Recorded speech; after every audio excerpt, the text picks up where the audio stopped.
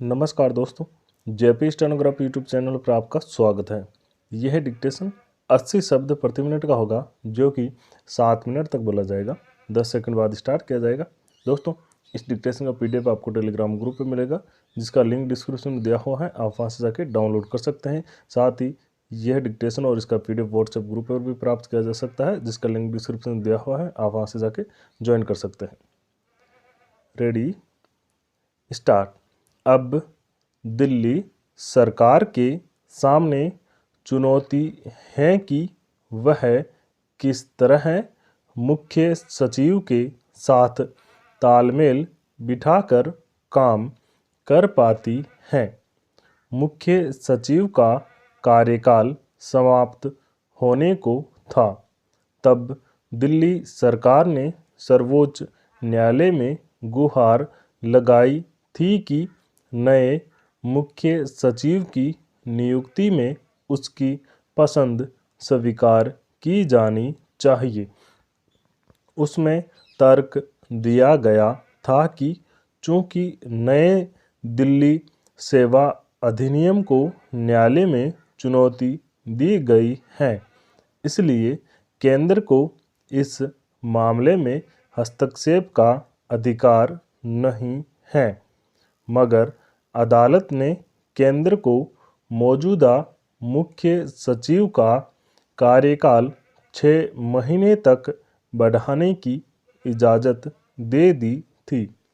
इस तरह दिल्ली सरकार उन्हीं मुख्य सचिव के सहयोग से काम करने को बाध्य है। हालांकि सर्वोच्च न्यायालय ने अपने फैसले में यह नसीहत दी है कि प्रशासनिक अधिकारियों को राजनीतिक रूप से निष्क्रिय रहना चाहिए। उनके कामकाज और व्यवहार का असर सरकार के कामों पर नहीं पड़ना चाहिए। बेशक मुख्य सचिव की नियुक्ति केंद्र सरकार करती है, मगर उसकी जवाबदेही चुनी हुई सरकार के प्रति होती है। मुख्य सचिव बहुत विश्वास का पद होता है और प्रशासन में एक महत्वपूर्ण कड़ी के रूप में काम करता है। मगर इस नसीहत पर मुख्य सचिव कितना अमल करेंगे, कहना मुश्किल है। मुख्य सचिव और सरकार के संबंधों में पहले से तल्खी चली आ रही है। दिल्ली सरकार ने आरोप लगाया था कि एक भूमि आवंटन में मुख्य सचिव ने अपने बेटे की कंपनी को कई 100 करोड़ रुपये का लाभ पहुंचाया है। इससे संबंधित रपट भी उसने उपराज्यपाल को सौंपी थी। हालांकि उपराज्यपाल ने इस रपट पर किसी तरह की कार्रवाई करने से इनकार कर दिया था। इस मामले के बाद सरकार और मुख्य सचिव के रिश्तों में और कड़वाहट बढ़ चुकी है।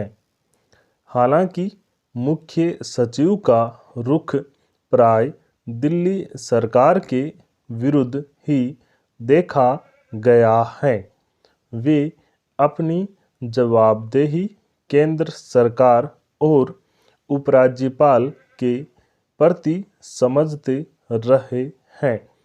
इसलिए दिल्ली सरकार चाहती थी कि उन्हें सेवा विस्तार न मिले और वह अपनी पसंद के किसी सचिव की नियुक्ति करा सके, मगर इसमें वह विफल रही। छिपी बात नहीं है कि दिल्ली सरकार और उपराज्यपाल के बीच शुरू से ही तकरार और तल्खी का वातावरण बना हुआ है। सरकार के फैसलों पर उपराज्यपाल अक्सर प्रश्न चिन्ह लगा देते हैं। अब तो नए सेवा कानून के तहत सेवाओं से जुड़े फैसलों संबंधी ज़्यादातर अधिकार उपराज्यपाल के पास चले गए हैं। इसलिए सरकार के हाथ बंधे हुए हैं। जिस पर मुख्य सचिव का सहयोग भी सरकार को न मिले तो मुश्किलें समझी जा सकती हैं। सर्वोच्च न्यायालय द्वारा रेखांकित की गई मुख्य सचिव की जवाबदेही लोकतांत्रिक मूल्यों की दृष्टि से उचित है, मगर जिस तरह का वातावरण बना हुआ है उसमें इसका पालन कठिन ही जान पड़ता है। उपराज्यपाल और दिल्ली सरकार के बीच कड़वे संबंधों पर भी सर्वोच्च न्यायालय ने कहा था कि सेवाओं से संबंधित फैसले करने का संवैधानिक अधिकार चुनी हुई सरकार के पास है और उपराज्यपाल उसकी सलाह पर काम करने को बाध्य हैं। मगर तब केंद्र सरकार ने कानून बनाकर सारे अधिकार उपराज्यपाल में केंद्रित कर दिया था। इससे भी मुख्य सचिव की निष्ठा उपराज्यपाल और केंद्र सरकार के प्रति अधिक हो गई। वे इन दोनों की मंशा के विरुद्ध जाकर कोई काम नहीं करना चाहेंगे।